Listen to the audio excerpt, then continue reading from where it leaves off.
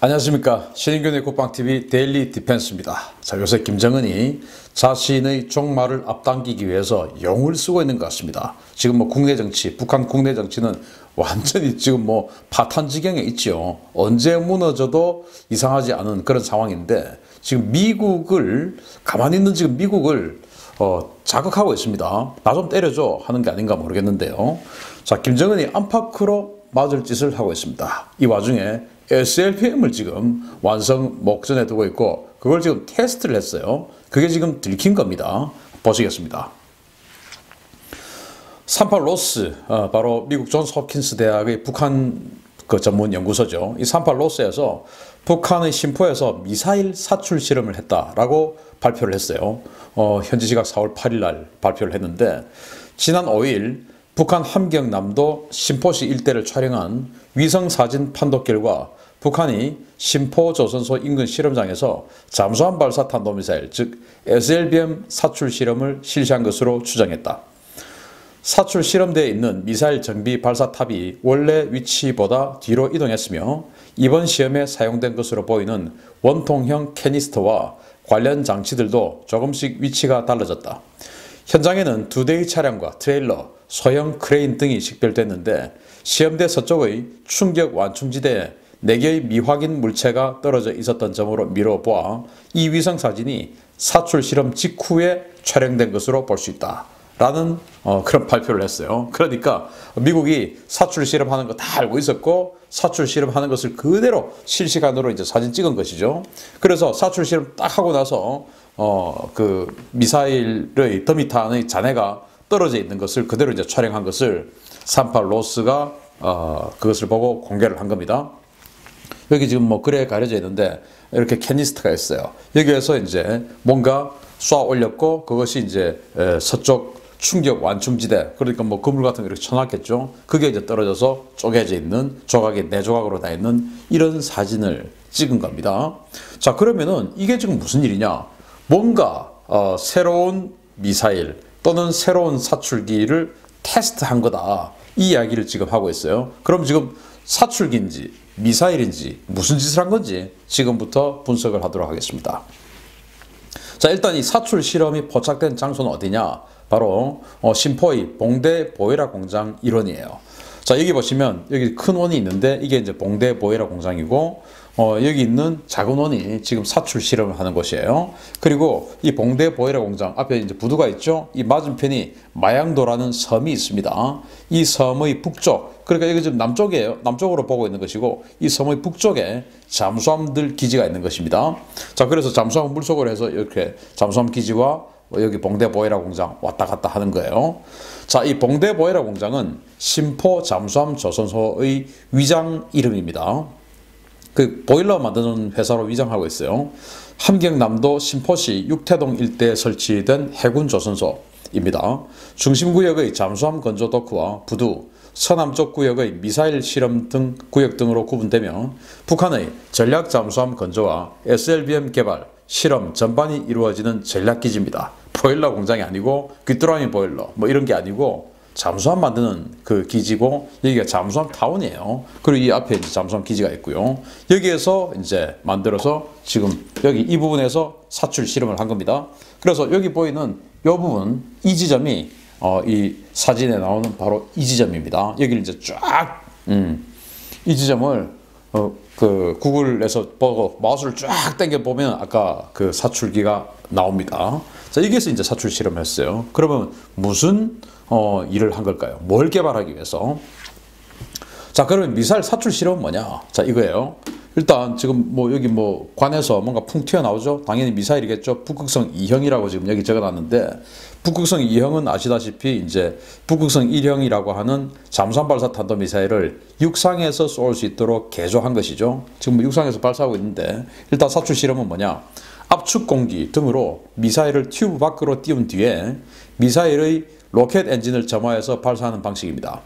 수중에서 미사일을 발사해야 하는 잠수함 발사 탄도미사일에 필수적으로 적용이 되며 개발 단계에서는 미사일과 튜브 간의 상호 통합이 제대로 이루어졌는지 확인하기 위해 실험을 수행합니다. 자, 그래서 잠수함은 물속에 있지 않습니까? 물속에 있는데 미사일은 우리가 통상적으로 알고 있는 이 미사일은 이 꼬리 부분에 확 연료가 점화가 돼서 불길이 확 나와야 되죠. 근데 물속에서는 불길이 나올 수가 없지 않습니까? 이 점화를 할 수가 없으니까. 그러면 이제 어떻게 해야 되냐? 그래서 이것을 이제 발사관에서 띄워보냅니다. 사출, 그러니까 뱉어내는 것이죠. 뱉어내면 퐁 하고 뱉어내면 이게 이제 부력, 그리고 이제 뱉어내는 어떤 그 속도, 이런 것에 의해서, 에너지에 의해서 물 위로 쑥 올라오는 것이죠. 그래서 수면이 있으면 물 밖으로 나와서 점프를 합니다. 그러면 이제 여기 물 밖이구나 해서 물 밖으로 나오는 순간 점화를 팍 해야 돼요. 그렇게 해서 이제 하늘을 확 미사일이 솟구치는 방식인데, 그 타이밍을 잘 잡아야 됩니다. 그래서 사출기에서 사출을 퐁 했을 때 이게 똑바로 물 위로 올라가야 되고, 그리고 물 밖으로 딱 나왔을 때 나오자마자 점화가 확 돼서 하늘로 솟구칠 수 있는, 이제 이런 것이 SLBM의 완성도인데, 그러면 이 완성을 할 때 가장 첫 번째 사출기가 제대로 퐁 하고 뱉어내느냐 이거거든요. 그런데 지금 알 수 없는 뭔가를 사출을 했어요. 왜 했냐? 저는 제가 봤을 때는 새로운 사출기를 만들었다라고 생각을 합니다. 새로운 사출기. 왜 새로운 사출기를 만들었냐? 제가 지금 좀 이따 보여드리겠지만은 지난번까지 보여드렸던 북한이 보여주었던 가장 최신의 미사일 가지고 미국의 전략기지인 괌 정도까지도 타격할 수 없기 때문에 그 괌까지 갈 수 있는 뭔가 조금 더 큰 미사일이 필요했고, 그 미사일을 뱉어낼 수 있는, 제대로 뱉어낼 수 있는 사출기가 필요한 것이죠. 그래서 좀 더 큰 미사일을 만들어야 되는데, 좀 더 큰 미사일이라고 하면 당연히 무게가 무거워지겠죠. 뭐 연료를 더 많이 넣는다든지 뭐 이렇게 해야 되니까 무게가 더 무거워지겠죠. 그러면 이 무게가 더 무거워진 이 미사일을 제대로 뱉어낼 수 있는 사출기가 있어야 되고, 이제 이런 새로운 미사일과 이 새로운 더 덩치가 커진 이 미사일을 제대로 띄워보낼 수 있는 사출기, 이런 것들을 이제 테스트한 게 아니냐라고 보거든요. 그러면 이 사출 실험을 이제 했어요. 그러면은 이 새로운 미사일이 언제 전력화가 될 것이냐, 완전 전력화 목전에 왔다라고 하는 것을 북한 최초의 SLBM인 이 북극성 1형의 예를 통하면 알 수가 있습니다. 왜냐하면 북극성 1형이 지상 사출 실험, 지금 이제 했죠. 지상 사출 실험을 2015년 1월 23일 날 했습니다. 그로부터 석 달 보름 지나서 2015년 5월 8일 날 이제 그것을 가지고 수중에서 사출 실험을 했어요. 성공했습니다. 그래서 그것을 가지고 6개월 후인 2015년 11월 28일 날 수중에서 이제 발사 실험을 했어요. 근데 실패했어요. 그래서 이제 다시 뭔가 다 가다듬었겠죠. 그리고 나서 그로부터 다시 6개월 정도 지나서 5개월 정도 지났네요. 지나서 다시 수중에서 2016년 4월 23일이죠. 발사 실험 또 했어요. 또 성공한 겁니다. 이때는 그냥 이제 사출돼서 제대로 띄워지느냐 이 테스트를 했고, 그리고 나서 다시 그로부터 4개월 후인 2016년 8월 24일 날 제대로 된 이제 실거리 사격을 한 겁니다. 이때는 성공을 했고 고각으로 500km를 비행을 했어요. 고각 사격을 해서 500km를 비행을 한 실거리 사격을 했는데, 그러면은 지상 사출을 했던 날로부터 실거리 사격을 완성한 이날까지 불과 1년 7개월밖에 안 걸렸습니다. 1년 7개월. 1년 7개월 만에 지상 사출 실험하고 그리고 수중에서 실거리 사격을 한 겁니다. 이거 뭐 대단히 빠른 그런 속도죠. 그러니까 북한이 이번에 사출 실험을 뭔가 지상 사출 실험을 했으면 이 북극성 1형의 예로 본다면 앞으로 1년 7개월 후에는 수중에서 실거리 사격을 할 수 있는 것인데, 그러나 저는 이것보다 더 빠르다고 봅니다. 왜냐? 이 북극성 1형은 그야말로 북한이 전인 미답의 처음 하는 이 SLBM이었고, 지금은 북극성 2형, 뭐 지상에서 쏜 2형, 그리고 수중에서 쏘았던 북극성 3형까지도 실거리 사격, 발사 훈련 다 했거든요. 그러니까 이거 이제 네 번째로 만드는 거니까 당연히 훨씬 빠른 속도가 되겠죠. 그래서 이렇게 1년 7개월까지도 갈 이유도 없다. 이제 곧 된다 라고 보는 것이 합리적이지 않을까 생각합니다. 자, 그런데 이 사출 실험 미사일은 북극성 3형의 개량형일까요? 가장 최근에 보여줬던 북한의 SLBM 잠수함 발사 탄도미사일은 북극성 3형으로 명명된 바로 이놈입니다. 제가 방송에서 다탄도미사일이다 라고 평가를 했던 그 미사일인데요. 왜냐? 이 헤드 부분이 누가 봐도 둥그런 것이 탄두가 지금 최소 한 3개는 들어있을 그런 모양으로 생겼지 않습니까? 이런 무지막지한 걸 쐈는데도 우리 정부는 그때 가만히 있었죠. 또 정말 야속하게도 트럼프 대통령까지도 북한을 가만 놔뒀죠. 자, 이런 상황에서 북한의 핵 능력은 더 지금 고도화된 겁니다. 자, 이 북극성 4명은 KN-26이라고 명명을 했는데 2019년 10월 2일 원산 앞바다에서 발사돼서 존재가 알려진 북한의 신형 SLBM입니다. 3단 고체 연료 방식으로 최대 910km 고도에 도달한 후에 탄두는 수평거리 460km 밖에 낙하했습니다. 아주 고각 사격을 했죠. 미 정보당국은 최대 사정거리를 1900km 수준으로 평가했으며 차후 사정거리가 연장된 개량형 개발 가능성을 제기했습니다. 바로 이겁니다. 이제 1900km의 파워로 본 거예요. 사정거리를. 그러면은 동해에서 1900km. 그러면 오키나와까지밖에 안 갑니다. 동해 NLL 북쪽에서 괌까지가 3,100km가 넘어요. 3,100km. 그리고 이제 이 동해 남쪽, 그러니까 한 울산 앞바다쯤 와서 쏘면은 2,800km쯤을 날려야 괌까지 갑니다. 자, 그러면은 동해 벗어나서 쏘면 되지. 저는 북한의 이런 구형 잠수함이 동해를 벗어날 가능성은 아주 희박하다. 벗어나려고 만약에 마음을 먹는다면 반드시 미국과 일본 그리고 한국의 잠수함에게 반드시 걸릴 것이다 라고 저는 생각을 해요.